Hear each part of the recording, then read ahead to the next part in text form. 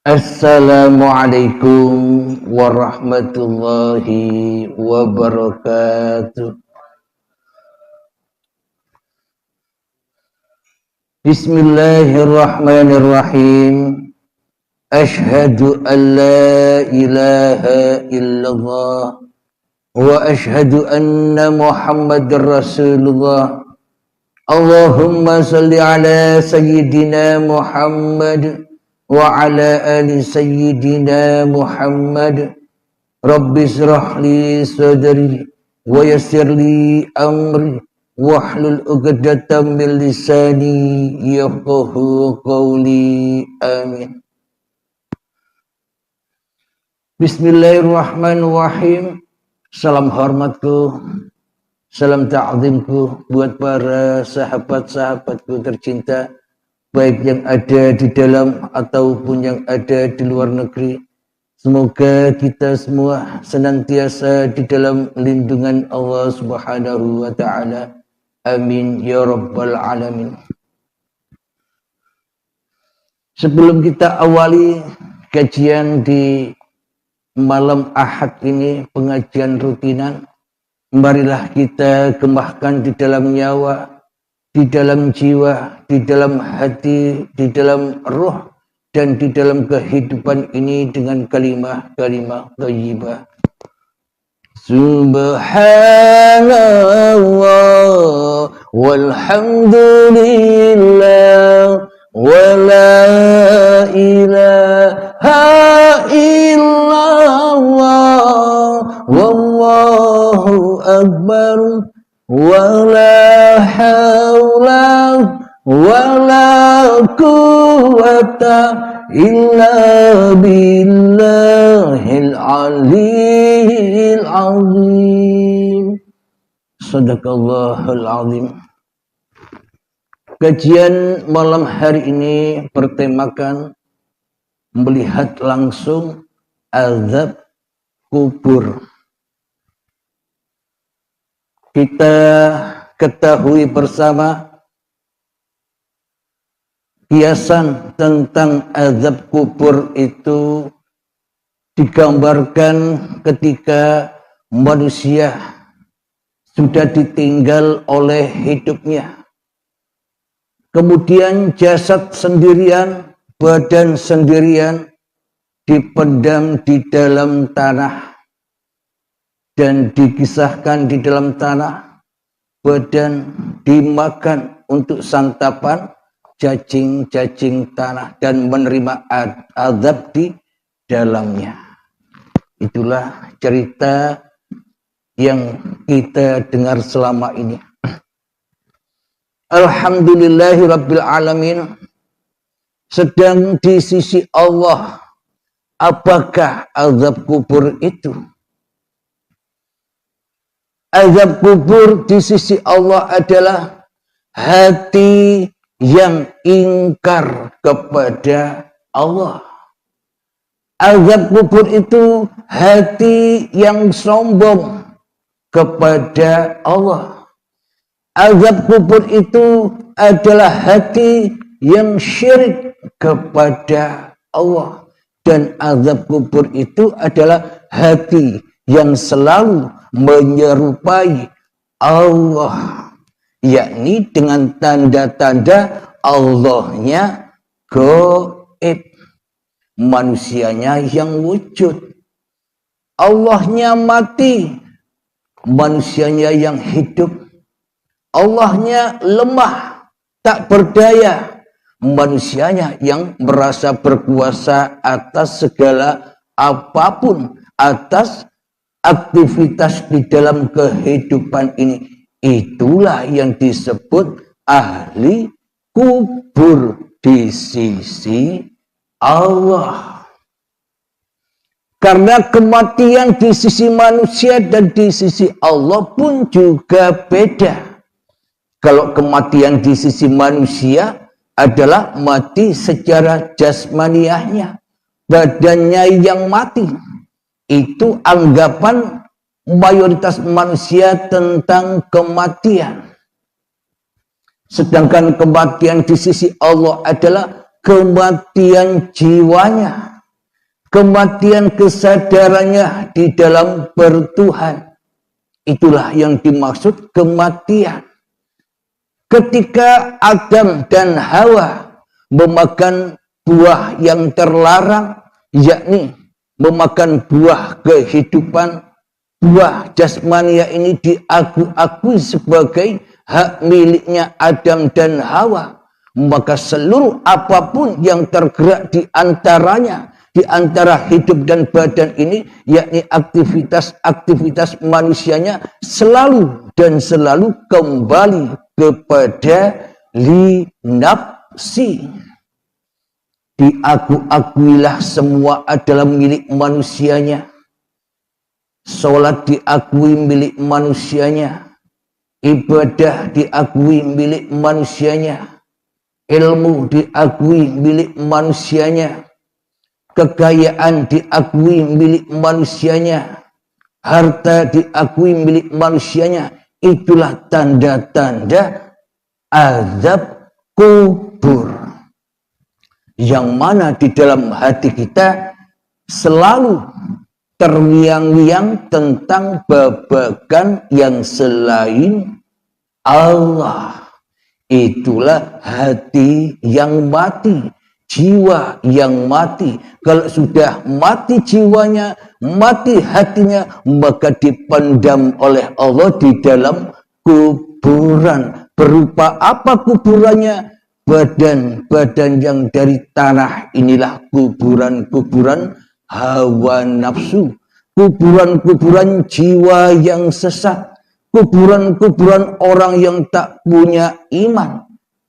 Karena di dalam hatinya selalu mengimani kepada hawa nafsunya saja yang ada, hawa nafsunya saja yang wujud, hawa nafsunya saja yang hidup, hawa nafsunya saja yang berkuasa, sehingga di dalamnya ramai dengan babagan-babagan isinya dunia saja.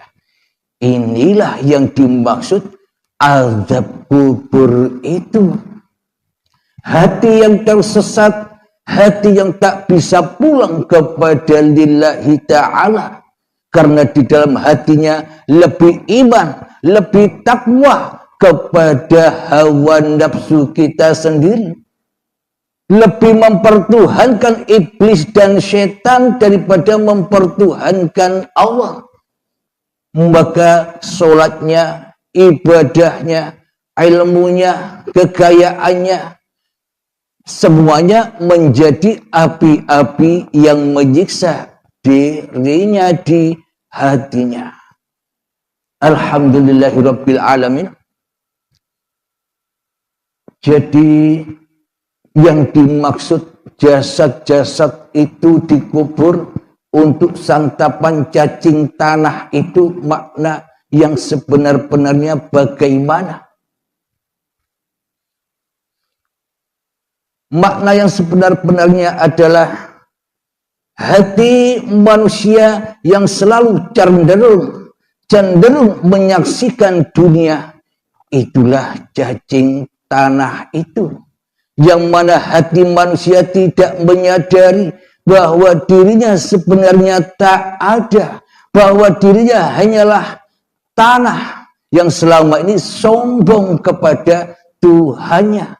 Ketika dirinya membangga-banggakan ibadahnya, membangga-banggakan sholatnya, membangga-banggakan tahajudnya di dalam hatinya, membangga-banggakan sholat duhanya, baca Al-Qur'annya dan sebagainya, membangga-banggakan ilmunya, membangga-banggakan hartanya, membangga-banggakan kekayaannya. Itulah hakikatnya cacing tanah yang menggerogoti hati tiap-tiap manusia.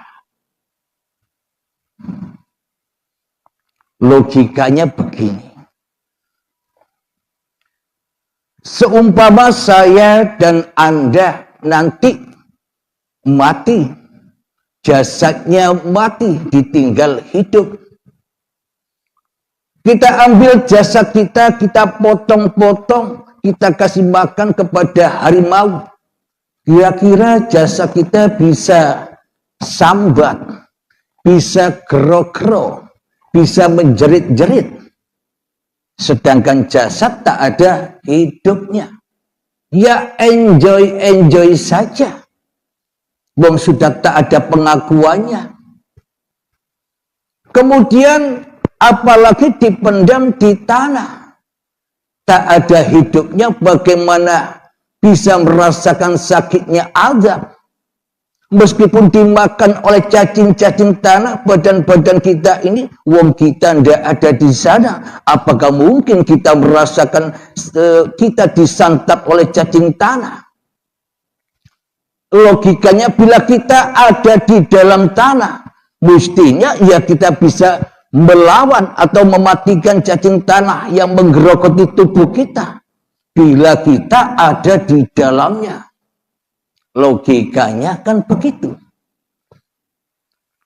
Akan tetapi kita sebagai manusia selama ini tidak rela, tidak ridho bila dikatakan tak punya hidup. Akan tetapi meskipun mati, kita masih menyangka mayat-mayat itu masih hidup dan menerima siksa. Bagaimana mungkin yang mati bisa merasakan siksa? Yang hidup, yang merasa hidup, yang masih ada di dunia inilah yang menerima azab-azab yang pedih. Contoh, ketika seumpama kita banyak hutang online seumpama. Pagi kita ditagih, siang kita ditagih, sore kita ditagih, malam kita ditagih. Betapa pusingnya diri kita. Uang tak punya, pinjaman online nagih-nagih terus, pusing 7 keliling. Akan tetapi ketika saat kita tidur, apakah kita masih pusing? Ketika tidur nyenyak, kita sudah hilang pusingnya. Kenapa? Karena kita sudah tidak ada. Karena kita sudah tak mengurusi dunia lagi. Karena kita sudah melepaskan dunia. Namun ketika bangun, bingung lagi, sumpek lagi, sakit lagi, terbakar lagi hatinya. Inilah tanda-tanda. Dan inilah kita menyaksikan langsung azab kubur. Yang mana azab itu hanya bagi orang-orang yang sombong kepada Tuhannya. Orang-orang yang mentuhankan dirinya di hatinya daripada Allah. Inilah azab-azab yang pedih itu. Azab kubur, siksa jahanam, yang mana bahan bakarnya adalah badan manusia dan batu yang keras. Hati yang keras melebihi kerasnya batu. Kapan adanya siksa jahanam itu? Kapan adanya siksa azab kubur itu? Ya ketika manusianya masih merasakan azab itu. Kapan? Ya ketika masih mengaku-akui di dalam hati kita bahwa hidup dan badan ini milik kita, otomatis semuanya yang ada di sekitar kita, anak, istri, suami, harta, kendaraan, tahta, jabatan, itu milik kita semua. Itulah api-api yang membakar diri kita selama ini. Api-api yang tak berasap. Yang mana kita diazab abadan abada selama-lamanya hingga waktu yang ditentukan. Kapan? Ketika datangnya syakaratul maut, ketika datangnya hari pembalasan, hari perhitungan, ketika sudah dipasrahkan dengan rela dan ridho atau dengan keterpaksaan hidup dan badan ini. Alhamdulillahirabbil alamin. Jadi azab kubur, siksa kubur, neraka jahanam, bila kita mati di dalam kuburan tanah yang kita terka sebagai alam baka, sebagai alam siksaan selama ini, kira-kira kalau sudah mati, sudah bebas atau belum dengan azab Allah? Jika manusianya sudah mati, berarti manusianya sudah kembali kepada keadamannya. Manusia kembali ke asal usulnya. Maka dari itu Al-Quran menyebutkan, bila ada musibah, ucapkanlah inna lillahi wa inna ilaihi raji'un. Sesungguhnya dari Allah dan sesungguhnya kembali kepada Allah. Secara logikanya, bila manusia sudah kembali kepada Allah lewat kematian, apakah manusia masih bisa mengaku-akui bahwa hidup ini hidupnya manusia, bahwa badan ini badannya manusia, bahwa ilmu ini ilmunya manusia, bahwa harta ini hartanya manusia, bahwa ibadah ini ibadahnya manusia? Apakah kita masih bisa mengakui ketika nyawa sudah keluar dari tubuh ini? Jadi logikanya, bila masih ada acara-acara alam-alam yang dikatakan, yang diceritakan selama ini setelah kematian, melewati alam kubur, melewati siksa kubur, menunggu di dalam kuburan tanah sampai kiamat tiba, menunggu sampai hari kebangkitan, menunggu di alam barzah, alam penantian, menunggu alam hisab, menunggu melewati wasiratul mustaqim, melewati neraka, surga, dan bertemu Allah. Selama ini kan begitu ceritanya. Berarti sekarang sampai di dalam surga Allahnya tidak ada. Inilah manusia yang selalu ingin menjadi Tuhan. Seolah-olah Tuhan tidak ada ceritanya.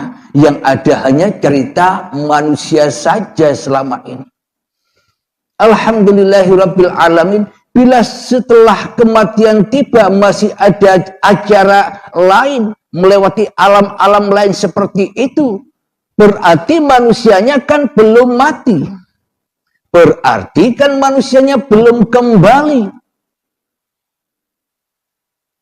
Logikanya kan demikian. Namun akan tetapi ketika manusia sudah kembali kepada Allah, inna lillahi wa inna ilaihi raji'un, maka bebaslah manusia dari berbagai beban-beban yang disandangnya. Manusia sudah kembali kepada Allah baik secara rela dan ridho ataupun keterpaksaan. Rela dan ridho atau keterpaksaan bukan hak milik manusia juga. Semuanya hak milik yang menciptakan. Semuanya hak milik yang menggerakkan. Semuanya hanya milik Allah. Ketika manusia sudah kembali kepada keadamannya, kira-kira manusia kembali kemana? Nabi Adam dan Hawa itu asalnya dari mana? Berarti manusia kembali ke surga di sisi Allah. Surganya Allah. Bukan surga yang dianggap, bukan surga yang dicari-cari oleh manusia zaman sekarang.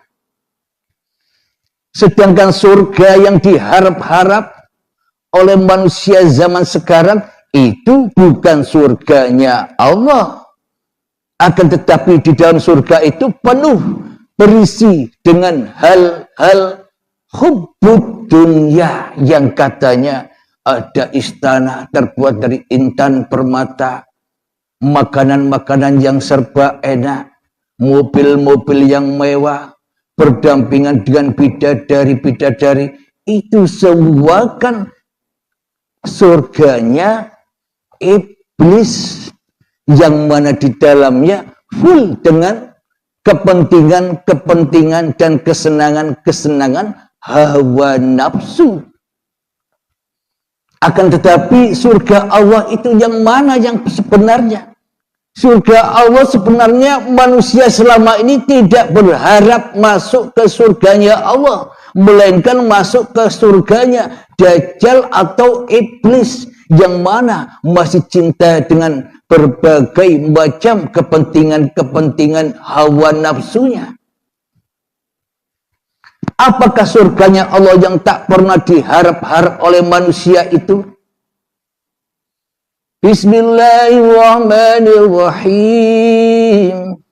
Ya ayyatuhan nafsul mutmainnah. Wahai jiwa-jiwa yang tenang. Bagaimana cara agar jiwa ini bisa tenang? Caranya adalah irji'i ila rabbiki radiyatan mardiyah. Pulanglah, kembalilah dengan rela dan ridho kepada Tuhanmu. Pulang dengan rela dan ridho bagaimana? Lepaskanlah pakaian-pakaianmu, lepaskanlah amalmu agar menjadi lillah. Lepaskanlah ilmumu agar menjadi lillah. Lepaskanlah harta-hartamu agar menjadi lillah. Lepaskanlah jabatan-jabatanmu agar kembali lillah. Lepaskanlah seluruh amal-amalmu, tahajudmu, sholat duhamu, puasamu, sholawatanmu, zikiranmu, agar supaya hatimu lillah, agar hatimu damai. Pulangkanlah bahwa semuanya bukan milikmu. Ini kan surga yang tak pernah diharap-harap oleh manusia. Surganya manusia yang diharap-harap oleh manusia kan selama ini tambah diaku-akui. Ilmu-ilmuku, amal-amalku, harta-hartaku, kaya-kayaku, semua hanya milikku, surga-surgaku. Ini kan tambah pengakuannya tinggi. Bila masuk surganya iblis. Akan tetapi bila masuk ke dalam surganya Allah, tak ada sedikit pun walaupun sebiji zarah cinta tentang dunia. Jangankan cinta kepada dunia, bahkan hidup dan badannya saja sudah tak diaku-akuinya lagi. Inilah tanda, inilah cara untuk masuk ke dalam surganya Allah agar hati kita bisa tenang. Maka persembahkanlah seluruh amanah-amanah bila yang dititipkan kepada masing-masing diri manusia kita selama ini. Dengan begitu jiwa kita bisa tenang. Dan kemudian wadkhuli fi ibadi. Ketika sudah dikembalikan semua, dipasrahkan semua, diserahkan semua hak milik Allah, itulah yang dimaksud agama Islam. Agama yang selamat, agama yang sentausa, agama yang damai, yang berhak dimiliki oleh seluruh manusia. Karena seluruh manusia itu sama-sama ciptaan Allah, sama-sama hamba Allah, sama-sama digerakkan Allah, sama-sama diperankan Allah, apapun saja perannya. Peran beragama yang lain, peran nama Tuhan yang lain, semuanya hanya perannya uripe Allah. Bila manusia rela, ridho kembali ke kampung halamannya, yang dulu Adam kembali ke Adam, yang dulunya tak ada kembali tak ada, yang dulunya gaib kembali ke gaib, maka disitulah surganya Allah. Ketika di dalam hati manusia, la ilaha illallah, itulah surga. Bukan surga-surga yang kita damba-dambakan selama ini. Kemudian ayatnya, wadkhuli jannati. Ketika kita sudah kembali, tidak makan buah khuldi lagi, tidak makan buah terlarang lagi, maka disitulah tempat kembali Adam dulu diciptakan dari tanah. Berarti surganya seluruh manusia di mana? Al-jannatu tahta aqdamil ummahat. Surga itu berada di bawah telapak kaki ibu. Di telapaknya apa di bawah telapak? Di bawah telapak. Berarti di bawah telapak itu apa? Bumi. Jadi tanah itu kampung halaman kita. Yang selama ini kita tidak sadar. Mestinya kita kangen pulang kampung. Sama seperti kita ketika kita bertamasya. Bertamasya kemana saja, ke ujung dunia pun, nanti ending-endingnya kangen pulang, pengen pulang. Sebenarnya manusia itu cinta kepada kampung halamannya. Akan tetapi manusia selama ini terlena di dalam pengembaraannya. Terlena di dalam kehidupan yang serba menyesatkan jiwanya ini. Alhamdulillah, silakan kakek. Sebelum kita lanjutkan, marilah kita berlatih menghening-heningkan diri, mensunyi-sunyikan diri, melepaskan diri, menggelap-gelapkan diri agar terang benderang uripe Allah di dalam hati kita. Bismillahirrahmanirrahim. Mengheningkan cipta, mulai, silakan.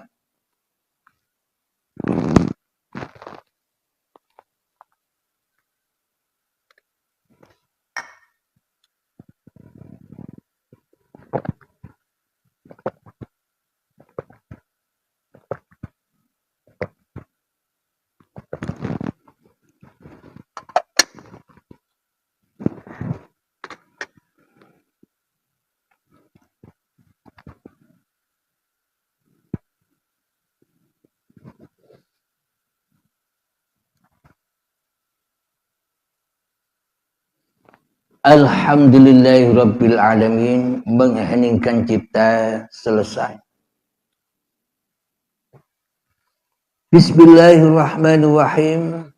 Jadi sudah kita ketahui bersama apa sih hakikatnya cacing tanah yang menggerogoti tubuh manusia ketika di dalam kuburan. Itulah proses-proses yang indah. Bukan proses yang menakutkan. Proses untuk kembali ke asal-usul badan jadi tanah kok ditakuti. Sementara kita tidak ada di sana. Jadi awal dan akhir sama. Ketika kita diciptakan oleh Allah dari tanah sampai menjadi tumbuhan, hingga menjadi hasil dari tumbuhan, buah-buahan, sayuran, padi, hingga menjadi sel sperma dan sel telur, hingga menjadi gumpalan darah, gumpalan daging dan janin, sehingga menjadi bayi. Apakah Anda semua tahu prosesnya? Proses awal dan akhir sama-sama kita tidak tahu apa-apa. Apakah ketika Anda diberangkatkan oleh Allah dari tanah sampai menjadi bayi, merasakan tidak enak atau merasakan enak atau merasakan siksa yang pedih? Kan kita tidak tahu apa-apa. Ujuk-ujuk tiba-tiba lahir ketika saat detik-detik akil balai mulai berperan menjadi Tuhan. Alhamdulillahirabbil alamin. Ketika inna lillahi wa inna ilaihi roji'un pun juga sama hakikatnya. Bagaimana mungkin manusia yang sudah mati tahu kepada dirinya bisa melihat badannya? Hidup dan badan bukan miliknya. Berarti ketika manusia inna lillahi wa inna ilaihi roji'un, hidup dan badannya sudah menjadi dohir batinnya Allah. Bukan hak milik manusianya lagi. Itulah saat-saat pernikahan antara Adam dan Hawa ketemu di Jabal Rahmat. Disitulah tempat keindahan. Ketika manusia kembali kepada keadamannya, maka hawanya pun juga ikut menjadi mutmainnah, tenang. Bagi orang-orang yang beragama, agamanya Allah, mana ada takut lagi. Di dalam kehidupan, di dalam agama Allah itu serba indah. Selama ini kan iblis yang menakut-nakuti kita dengan hukum-hukum badaniyah ini. Katanya iblis, nanti kamu akan disiksa di kuburan sana.